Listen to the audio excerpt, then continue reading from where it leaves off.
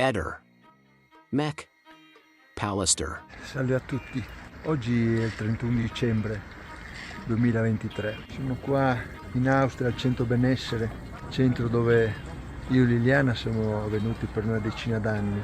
Oggi io non festeggio, sto con gli amici che mi sono vicini e che mi vogliono bene. La mia speranza è di avere delle novità, di avere qualche risposta. Pensa che Liliana ha fatto un tuffo una volta, che c'era il ghiaccio e io non mi sono buttato, ma lei si è buttata, cavolo. Comunque bella, a 0 gradi, Sebastiano, avevi tanti amici, adesso ti hanno lasciato un po' tutti solo, adesso ci sono ancora le telecamere accese e quindi qualcuno si fa vivo, ma dopo forse sarà ancora peggio. Non sarebbe meglio provare a ricucire con qualcuno? Queste amicizie si sono dissolte come la neve al sole. Molti vostri amici comuni hanno sostenuto e sostengono tuttora che tu non ti sia allarmato quel giorno. A un certo punto alle 7 di sera mi dicono bisogna che vai in questura a fare questa denuncia di scomparsa. Ho detto alle 7 di sera io non vado a fare la denuncia di scomparsa di mia moglie e pensavo che magari avesse con le ex amiche di lavoro, così magari una cena, un qualcosa tra di loro. Sebastiano, sei riuscito a fare girare la testa alle TV, ma non a me. Come mai da subito hai parlato di cremazione, hai parlato di suicidio? Non sarebbe stato tatticamente più intelligente evitare certi discorsi? Figurati se io parlavo di suicidio quando ancora il corpo non era stato trovato. Eppure Laura e Pino sono stati molto precisi nel riferire certe cose e non avevano sicuramente un motivo di mentire. Guarda, sono pensieri suoi, capisci? Io non devo giustificare niente ormai a questa signora, perché ormai chiamarla amica mi sembra un po' eccessivo. Incontro sempre gente che o mi scrivono, ho delle lettere che mi scrivono, oppure gente che mi ferma, anche qua in Austria l'altro giorno. È venuta una signora, mi fa: posso darle la mano? Ho detto sì. Ma guardi, sono con lei, mi dispiace tanto per quello che è successo a Liliana. Sebastiano, io ho sempre avuto l'impressione che da quando si è saputo della riesumazione tu dorma meno tranquillo di prima. Certamente tutto questo per me sarà un grande dolore al pensiero che comunque la donna della mia vita finirà su un tavolo e verrà esaminato per a malincuore. E col dolore, però, se questo può dare delle risposte, ben venga questa riesumazione. Noi siamo dispiaciuti che questa decisione, insomma, questa attività avvenga soltanto adesso, perché in realtà, mentre c'era qualcuno che parlava di cremazione, noi abbiamo sempre richiesto che un approfondimento medico-legale, perché da subito ci siamo ritrovati di fronte, lo abbiamo compreso, ad un elaborato di medicina legale assolutamente scadente. Mi dispiace, lo dico con assoluto rispetto verso i tecnici che hanno lavorato a quell'elaborato, però effettivamente questa partita l'hanno giocata malissimo. Meglio tardi che mai, sì. E poi io volevo un attimino fare una precisazione in merito a quanto ha dichiarato Sebastiano. Dice per quale motivo io, tanto l'ha detto il 31 dicembre, sono recenti queste sue dichiarazioni, dice per quale motivo mi dovevo preoccupare alle 19 di sera. Signor Sebastiano, lei però in denuncia di scomparsa ha detto che alle 16 era già preoccupato. Lo dice lei, che alle 16 era preoccupato, pertanto telefona addirittura il fratello di Liliana, Sergio Resinovic, cosa che in realtà non corrisponde al vero, perché è il signor Resinovic che telefona lei e la consulenza informatica poi gli darà ragione, tra l'altro. Intercorre alle 16:59 tra voi una telefonata di 189 secondi. Quindi insomma è lei che dice che alle 16 si era già preoccupato. Guarda, io certamente la preoccupazione, io ero lì in attesa, c'erano questi vicini di casa che comunque avevano un atteggiamento strano e certamente un po' di preoccupazione c'era, però non era questa idea pensavo che fosse questione di qualche ora che ritornasse, ma tutto qua comunque ero preoccupato, certamente sì. L'idea mia è che lei non si è suicidata, punto. Di questo sono sicuro. Io aspetto adesso e spero appunto che serva qualcosa. Mi sono chiesto come mai dopo tante bugie che il signor Vientino ha detto che ancora una persona normale non capisca. Non so. Sono 2 anni che io non dormo. Possibile un movente economico? Per me quello è il movente. Io quello che l'ho dichiarato, è stato tutto scritto in questura, è stato sottoscritto da me, quello che ho dichiarato è sempre quello. Sebastiano per 2 anni ha dato l'idea di accettare tranquillamente l'archiviazione per suicidio, diceva che la procura faceva bene il suo lavoro e che lui si fidava ciecamente qualunque fosse l'esito. Come no, a lui va bene ancora del suicidio. Ovviamente tu pensi la sua sia stata una opposizione all'archiviazione strategica. Perché? Perché lui doveva vedere, secondo me, quali erano le mosse mie e della controparte, e se lui non avesse fatto opposizione non aveva accesso agli atti. Sebastiano riferisce anche che Sergio e Liliana non andavano molto d'accordo. Lui può dire quello che vuole. Io sono nato con mia sorella, ci siamo visti tutta la vita. È inutile che lui racconti chiacchiere, come dice lui, chiacchiere. Quelle sono chiacchiere.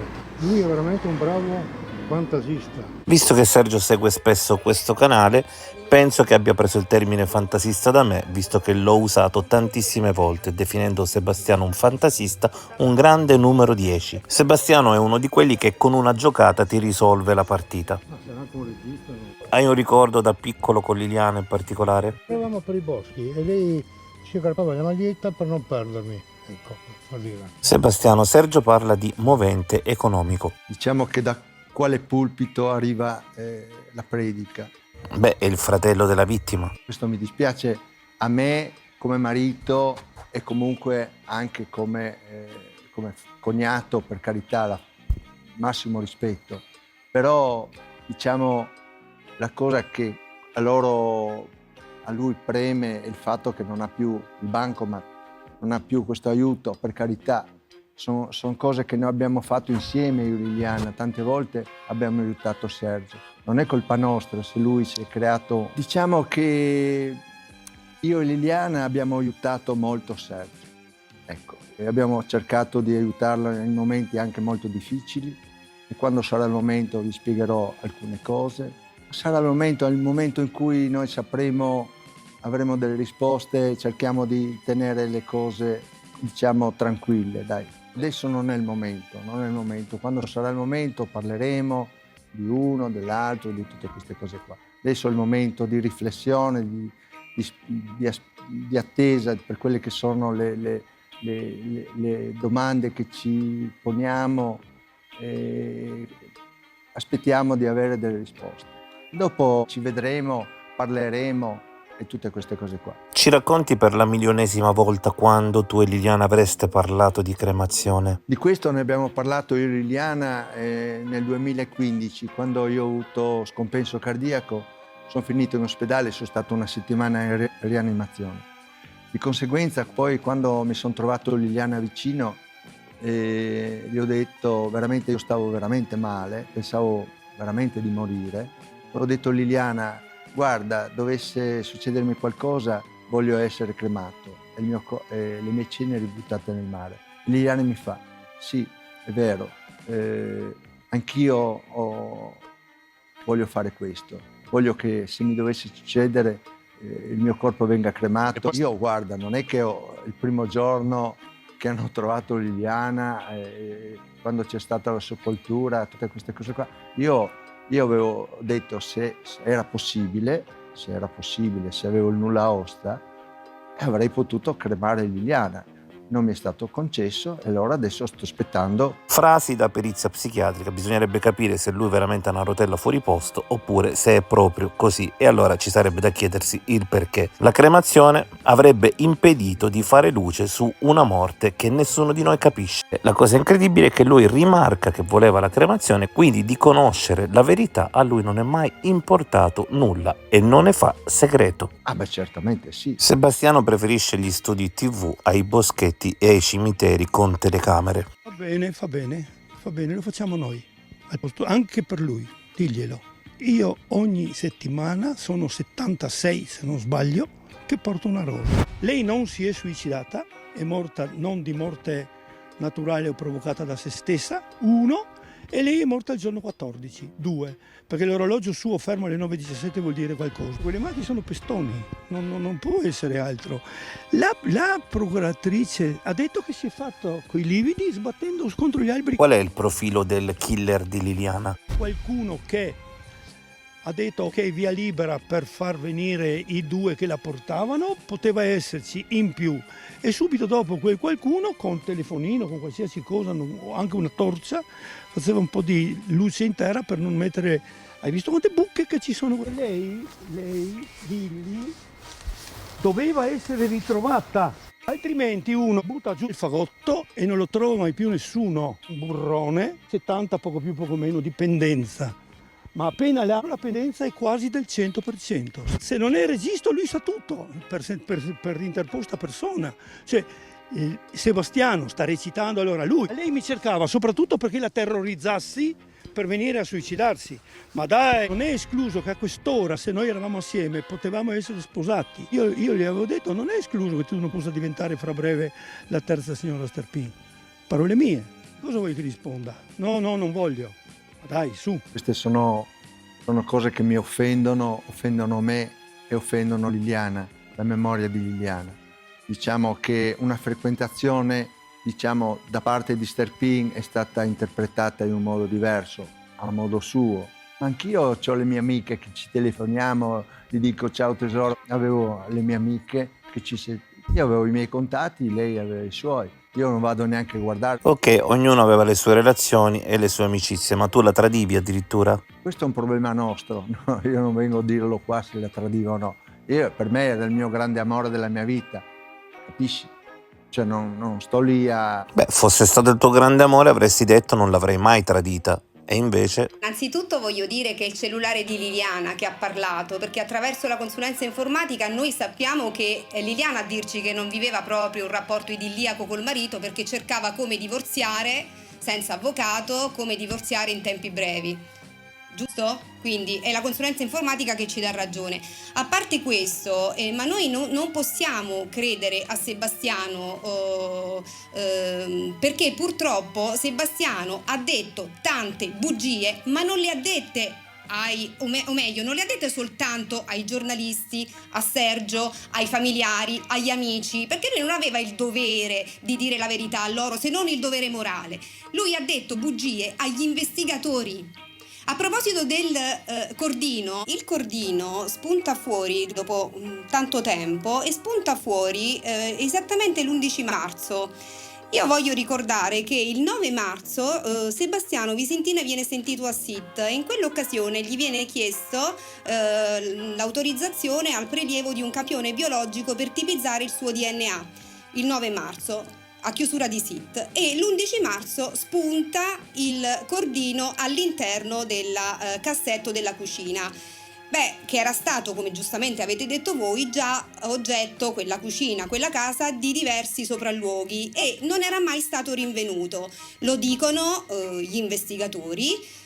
Quindi qui o crediamo agli investigatori o crediamo a Sebastiano Visintin e chiaramente io credo agli investigatori. E a proposito del cordino, nella richiesta di archiviazione a firma del PM del procuratore capo, a proposito del cordino verrà detto che riguardo a questa vicenda e sul suo ritrovamento le dichiarazioni di Sebastiano sono scarsamente attendibili. Queste sono le parole che noi ritroviamo all'interno della richiesta di archiviazione. Io confermo tutto quello che è successo.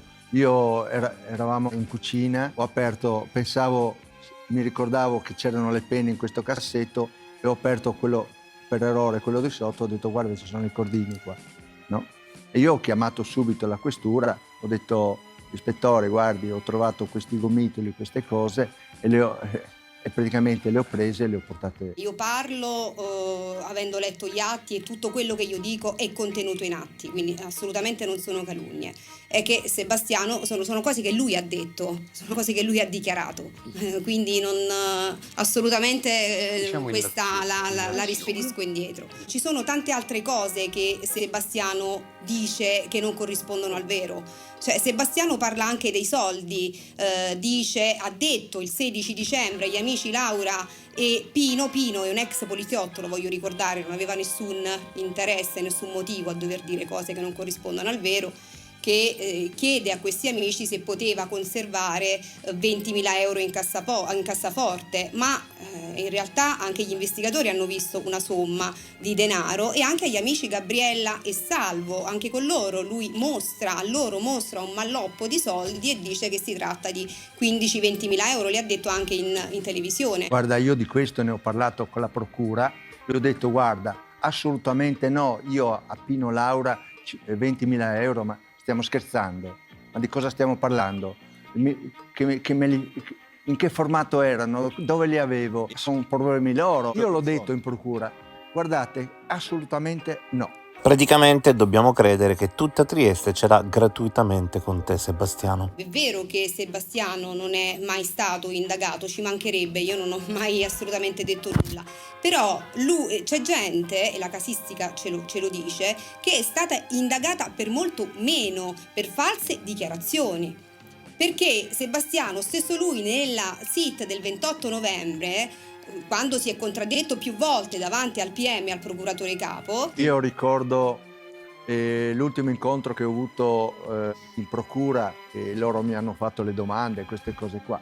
Io a un certo punto ho detto al procuratore, guardate, ho detto, io nel primo mese, da quando è scomparsa Liliana, ho dei flash in testa. Non ricordo, ho ricordi magari sbagliati, magari così. Io ho detto questo, io ho detto in procura, guardate, non ricordo niente in quei momenti là. La mia onestà su questo cordino, perché se io pensavo che fosse una cosa così, l'avrei buttato via. Infatti il cordino lo aveva buttato via, poi il 9 marzo gli viene fatto il test del DNA. A questo punto Sebastiano pensa: se nel cordino che c'è dove è stata trovata Liliana vi fosse il mio DNA, come mi giustifico? Allora lo mette nel suo cassetto, così potrà sempre dire che l'aveva toccato precedentemente proprio perché era nei suoi cassetti. Ehi, non dimenticare di iscriverti a questo canale.